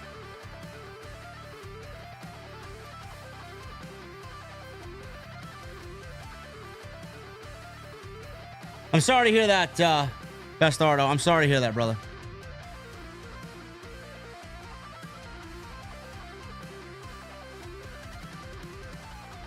You know, like I always say about my grandpa, you know, he never really left.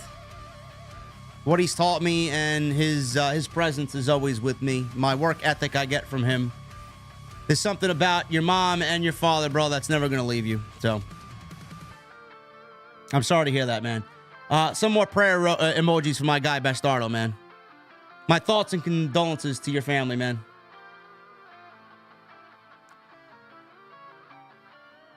And you know we will be here for you. Lunar Guardian with 15 months. 15 months with the finest in the IWC. Cheers, brother. Thank you, Lunar.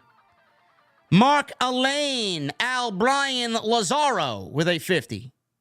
In his currency. I don't know what that is and what that translates to, but thank you, Mark Elaine. Banger as always. You remind me of Aaron Rift from No IQ. I remind you of Aaron Rift. I don't know if that's a compliment or a insult. Mark Elaine Al Brian Lazaro.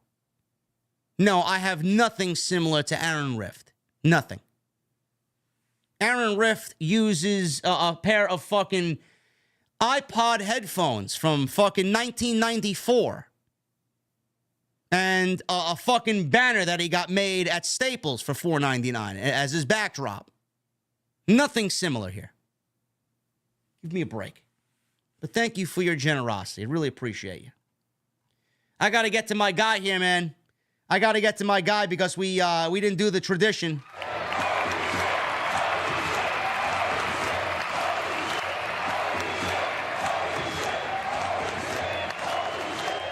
Round him up for my guy Thomas Franco with a $100 super chat. Hey, JD, here is a bomb in celebration of the Viper coming back Saturday, and for your continued hard work for us. We appreciate it. Thomas Franco, always appreciate you, brother. Thank you so very much for your generosity. Always love having Thomas Franco inside the OTS venue. And let's get the music back on here tonight, man. Nick Williams with 18 months. What's up? To my guy, Nick Williams, hope you had a wonderful Thanksgiving, or hope you have a wonderful Thanksgiving, JD. 18 months as a member, getting close to the big goal. Continue to be the best podcast ever. Thank you, Nick. Hopefully you have a very happy Thanksgiving as well. Funny Rob, baby. Thank you for being here, brother. It says you're a new member. I don't know why it says you're a new member. But if you're a new member, thank you. Sean Ray J with a $20 super chat sent you vid on X of Shin saying he's done waiting and he's ready to fight. I think we get Shin with a surprise open challenge and Punk return. They brawl, Punk goes for GTS, and Shin escapes. Punk then has his moment in Chicago.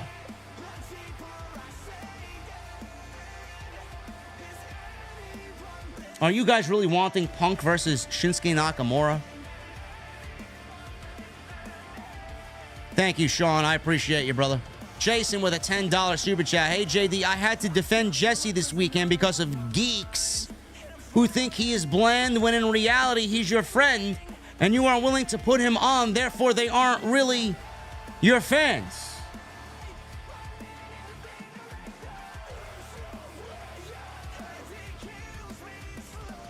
Billy Sizane says Nakamura's talking about Karrion Kross. You may be correct. People are going to be disappointed, but you may be correct. Jason, yeah, whatever, man. If they have a problem and don't watch because of Jesse being on Wednesdays, A, they're missing a great fucking podcast. They're missing a great live stream. It's their loss. Fuck them. And they're not really fans of mine at all. No harm, no foul. No loss. And I said this on social media, you know, what do they want Jesse to be like? Do they want him to be fake? I mean, if you want someone that's gonna fucking blow smoke up your ass, go watch fucking Salcedo. If you want somebody that's disingenuous, go follow Salcedo or whoever. I could list off a whole number of people in the community in this space that are fake as fuck. They pander to their audience with positivity. And they never reveal their true selves and their true opinions. It's all fucking fake. Jesse's real. First day I had Jesse on, I want you to be yourself. If you got something to say, say it. I don't give a fuck. I don't give a shit who's listening. I don't give a shit. Just say it. Same thing with Drew. That's why I love working with Drew. You know, there was a part of me that I was like, you know, I don't think Drew's going to be himself. Drew's been himself. Drew drops the F-bomb every now and then, man. He never did that back in the day. He knows that if you're not yourself, people will see right through that shit. Sam Roberts, Ryan Satin, these guys suck. They're fucking awful. The wrestling content in creator space, it's as weak as it's ever been. It's awful. Everybody's doing the same thing. Everybody copy and pastes. Nobody tries to grow. Everybody's begging for interviews. Everybody's throwing themselves at these pro wrestlers. The pro wrestlers probably think you're a fucking mark, a geek. I've never thrown myself at a pro wrestler to fucking get a goddamn interview. I don't give a fuck if I interview you. Maybe one day I will reach out to somebody and say, hey, man, I want to get you on the show. I want to interview you. But we do our own thing here. Just the way it is.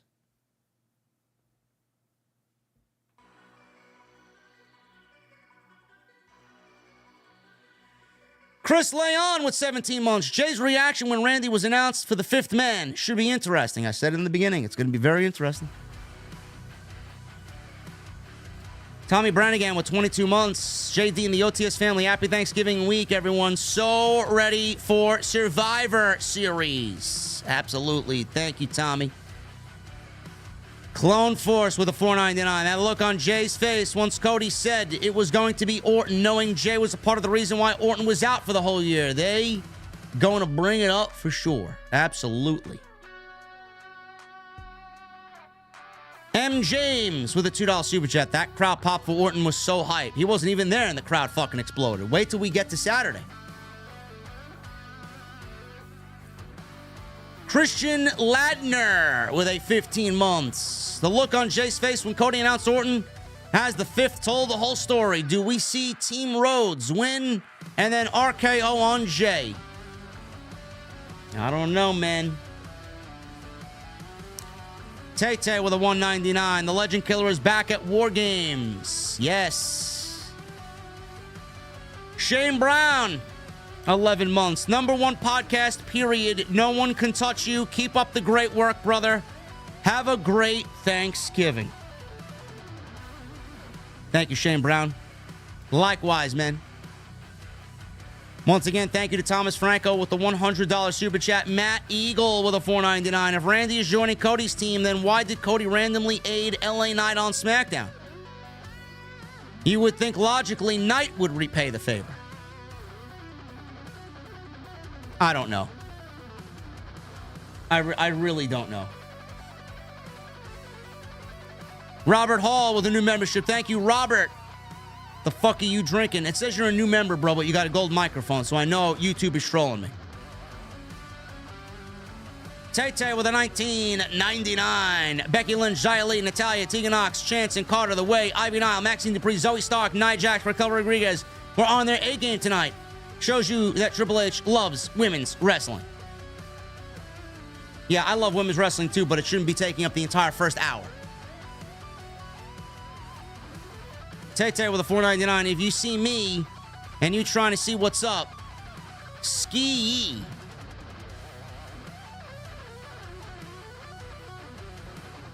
Nasty Mandy. $2 super chat. Jesse told me my beverage didn't need ice again. I don't believe you. I don't believe you, Nasty Mandy. Delightful Entertainment with a $1.99. Miz is complete trash as a babyface. Oh my. Yes. He sucks as a babyface. Captain Solo with a $5 super chat. Totally agree with you on Raw needing to change his theme music. The current theme is hot garbage. I don't even consider it hip-hop music. No, bro. It is some royalty-free garbage. That's what it sounds like. Sounds like some copyright-free, royalty-free garbage that WWE found off the fucking dark web somewhere. Also, with a $5 super chat, Captain Solo, would you think it's a fair opinion to say the best wrestler in WWE is Gunther and in AEW is Will Ospreay? Yes. Well, MJF. Will Ospreay hasn't wrestled in AEW outside of a couple of matches, but yeah. He's definitely up there. Gunther is the best wrestler in WWE right now, yes. Delightful Entertainment with a $4.99. Jay's reaction to Randy being the fifth member was so good. Actually amazed how good he's been over the last year. Jay's incredible. Jay is excellent. Deontay Smith with the $4.99. Jay Uso has one of my favorite entrances in all of WWE. Deontay Smith with the $4.99. What non-War Games matches are you looking forward to most this Saturday? Mine is Carlito versus Escobar. I don't even know why that was added to the show. I don't like that being added to the show. They only added that to bolster the card, to add more matches to the overall show. But I'm looking forward to Gunther and The Miz, believe it or not, just to see what they do out of sheer curiosity. Deontay Smith, thank you so much, brother. Sue with a 10. JD, what are you drinking? Tell Jesse if he needs some help. I'm here for him. I do agree with you. The women's tag team belts are pathetic. We'll see you and Drew on TNT tomorrow night. Thank you, Sue. As always, we love having Sue in the chat. Soundwave 80s with a $4.99. Every little thing she does is magic. Everything she do just turns me on. Even though my life before was tragic, now I know my love for her goes on. Bro, Sky Blue's not going to sleep with you, okay? Unfortunately. Captain Solo with a $5 super chat. What high school in the Bronx did you say you graduated from? I graduated from Cardinal Spellman, OTS for life. Solo, I graduated from Mount St. Michael in year 2000. Michael Bertoni with a 5. I can't stand tactical sprint either. Such a joke. I really wish Drew would bring back Broken Dreams. Yeah. Me too. Especially as a heel. Captain Solo with a $25 super chat. Thank you, brother. Have a happy Thanksgiving to you and your family. You too as well, man. And Cal L with a $2 super chat. F all Jesse, Andrew, and JD haters, period. Cal L. I might have my dark horse in 2 weeks, bro. Mustangs are fucking gonna own. More than rule, brother. Anyway, guys, I appreciate you hanging out with me tonight. Fun stream. Hopefully you learned something here as always, man. If there's one thing I want when you guys watch the show, you take something out of the show that you didn't know or weren't thinking about beforehand, and you were like, you know what? JD taught me something tonight. You know? If I do that, that's my goal for every stream. What did you learn tonight? Padman with a 199. Wild guess, but Randy's RKO to Jay to cost the victory. Possibly. That's why they got that to tune you in, man, on Saturday. It's going to be great. Anyway, guys, I appreciate you hanging out tonight. Excellent stream. You guys killed it. Jesse's about to sweep him off the venue. He's getting it ready for Wednesday. Actually, tomorrow. I'll be live with Drew tomorrow. TNT right here on OTS. The place to be. The best debate podcast in the wrestling space right now. And what I do with Jesse is not that far behind, man. They're neck and neck. Follow me on social media at JD from NY206 on X, Instagram, TikTok, and Cameo. Hit that subscribe button down below.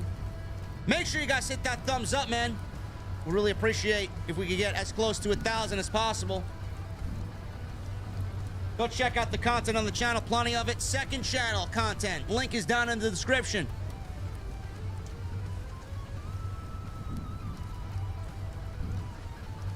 And go check out the Ridge, man, ridge.com/script. Use that promo code script at checkout to save up to 30% off. I will see you guys tomorrow night, 8:30 Eastern, with my guy Andrew Baydala right here on TNT on Off the Script. I'll see you guys later.